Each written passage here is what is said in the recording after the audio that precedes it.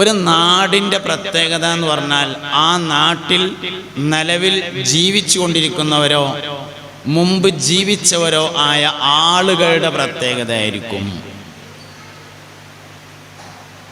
പന്നി ഞാൻ ഒരാളോട് ചോദിച്ചു, ഈ തവളഞ്ചനൊക്കെ എങ്ങനെ പോകുക എന്ന് ചോദിച്ചു. അതിൽ പറഞ്ഞു കാനാഞ്ചേരിക്കുള്ള റോട്ടിനാണ്. അപ്പൊ ചോദിച്ചു കാനാഞ്ചേരി എവിടെയെന്ന് ചോദിച്ചു. ശാബദങ്ങളൊക്കെ ഓതിയുന്ന സ്ഥലം എന്ന് പറഞ്ഞു. ഒരു നാടിൻ്റെ പ്രത്യേകത ആ നാട്ടിൽ ജീവിച്ച ആൾക്കാരുടെ പ്രത്യേകതയാണ് തന്നെ സംഗതി. മമ്പർ എന്ന് പറഞ്ഞാൽ തിരുരങ്ങാടി പോയതിൻ്റെ മേലെ കൂടെ ബസ് പോണ പാലുണ്ട് എന്നല്ല, മമ്പർത്ത് തങ്ങൾ പറഞ്ഞ ഒരാളുണ്ട് എന്നാണ്.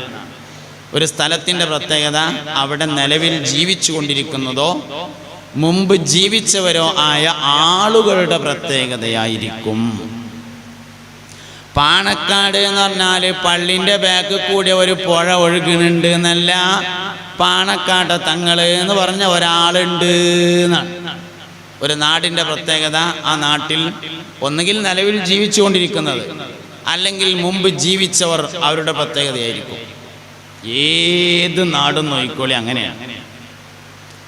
ബഹുമാനപ്പെട്ട മിസ്റിലെ രാജാവായിരുന്ന യൂസുഫ് നബി അലൈഹിസ്സലാം മിസ്റിലെ രാജാവാണ്.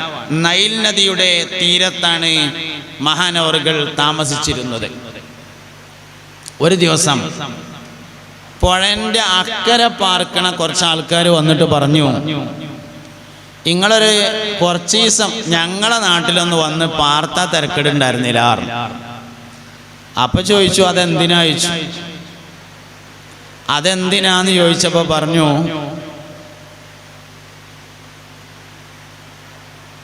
നിങ്ങൾ ഞങ്ങളെ നാട്ടിൽ കുറച്ച് വന്ന് പാർത്താലേ അവിടെ ജലസേചനം നടക്കും, കൃഷി ഉണ്ടാകും, അങ്ങനെ എല്ലാവർക്കും സമ്പത്തുണ്ടാകും,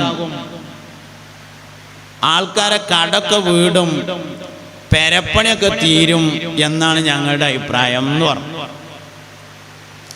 അപ്പൊ മഹാനവറുകൾ പറഞ്ഞു, ഇന്നെക്കൊണ്ട് അങ്ങനെ ഒരു കാര്യം ഉണ്ടെങ്കിൽ ആയിക്കോട്ടെ, ഞാൻ വരാറുണ്ട്. അങ്ങനെ നൈൽ നദിയുടെ മറുകരയിൽ പോയി യൂസുഫ് നബി അലൈഹിസ്സലാം താമസിച്ചു. ഓല് പ്രതീക്ഷമാതിരി തന്നെ ജലസേചനം നടന്നു, കൃഷി ഉണ്ടായി, വരുമാനം ഉണ്ടായി, കച്ചവടം നടന്നു, കടം വീടി, പെരപ്പണി തീർന്നു, എല്ലാവരും പൈസക്കാരായി. പക്ഷെ ഒരു സംഭവം ഉണ്ടായി. യൂസുഫ് നബി അലൈഹിസ്സലാം മറുകരയിൽ വെച്ച് വഫാത്തായി. ഞാൻ ഈ പറയുന്നത് തഫ്സീർ സ്വാവിയിൽ രേഖപ്പെടുത്തിയിട്ടുണ്ട്, സൂറത്ത് യൂസുഫിന്റെ തഫ്സീറിലുണ്ട്. മറുകരയിൽ വെച്ചുകൊണ്ട് യൂസുഫ് നബി അലൈഹിസ്സലാം വഫാത്തായപ്പോ ഒരു തർക്കമുണ്ടായി. അക്കരമുള്ളവർ പറഞ്ഞു ഞങ്ങൾ നാട്ടിക്ക് കൊണ്ടുപോകും, ഞങ്ങളെ നാട്ടുകാരനാണ് എന്ന് പറഞ്ഞു. ഇക്കരമുള്ളവർ പറഞ്ഞു ഇവിടുന്നല്ലേ മരിച്ചത്, കൊണ്ടുപോകാൻ അയക്കൂല എന്ന് പറഞ്ഞു. അക്കരമക്കാര് പറഞ്ഞു അയക്കൂലെന്നോ, എന്നാ പിന്നെ അത് കഴിഞ്ഞിട്ട് തന്നെ ബാക്കി കാര്യം എന്ന് പറഞ്ഞു. ഇക്കരമുള്ളവർ പറഞ്ഞു ഞങ്ങളൊന്ന് കൊണ്ടേക്കാൻ, ഇന്ന് അതൊന്ന് കണ്ടിട്ട് തന്നെ ബാക്കി കാര്യം എന്ന് പറഞ്ഞു. അങ്ങനെ ഹത്തായത്തിലു രണ്ടു കൂട്ടരും വാളെടുത്ത് യുദ്ധം ചെയ്യാനൊരുങ്ങി, മയ്യത്തിന് വേണ്ടിയിട്ട്.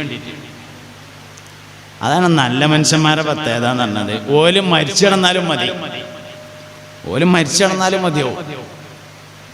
അവസാനം രണ്ട് നാട്ടിലെയും ഖാദിമാര്, വിധികർത്താക്കൾ, ജഡ്ജികൾ യോഗം ചേർന്നു. അങ്ങനെ രണ്ടു കൂട്ടരും കൂടിയും ഒരു യോജിച്ച തീരുമാനത്തിലെത്തി. നൈൽ നദിക്ക് കുറുകെ ബണ്ട് കെട്ടിയിട്ട് മണലും ചാക്ക് വെച്ച് വെള്ളം കെട്ടി നിർത്തുക, എന്നിട്ട് അതിൻ്റെ നടുവിൽ പെട്ടിയിലാക്കി യൂസുഫ് നബി അലൈഹിസ്സലാമിനെ മറവ് ചെയ്യുക, എന്നിട്ട് വെള്ളം രണ്ട് ഭാഗത്തേക്കും തിരിച്ചുവിടുക തീരുമാനിച്ചു. അങ്ങനെ യൂസുഫ് നബി അലൈഹിസ്സലാമിനെ നൈൽ നദിയുടെ നടുവിൽ മറവ് ചെയ്തു. വെള്ളം രണ്ട് ഭാഗത്തേക്കും തിരിച്ചുവിട്ടു. പിൽക്കാലത്ത് അമ്പിയാക്കളിൽപ്പെട്ട ചിലർക്ക് അള്ളാഹു സ്വപ്നം മുഖേന യൂസുഫ് നബി അലൈഹിസ്സലാമിന്റെ ജനാസ അവിടെ നിന്ന് എടുത്തു കൊണ്ടുപോവാൻ വഹി നൽകി. അങ്ങനെ യൂസുഫ് നബി അലൈഹി ഇസ്ലാമിന്റെ ജനാസ അവിടെ നിന്ന് എടുത്ത് ബൈത്തുൽ മുഖദ്ദസിൽ കൊണ്ടുപോയി പിന്നീട് മറവ് ചെയ്യുകയുണ്ടായി. എന്താ പറയാൻ കാരണം? ഒരു നാടിൻ്റെ പ്രത്യേകത എന്ന് പറഞ്ഞാൽ ആ നാട്ടിൽ ജീവിച്ചു പോയ ആളുകളുടെ പ്രത്യേകതയാണ്.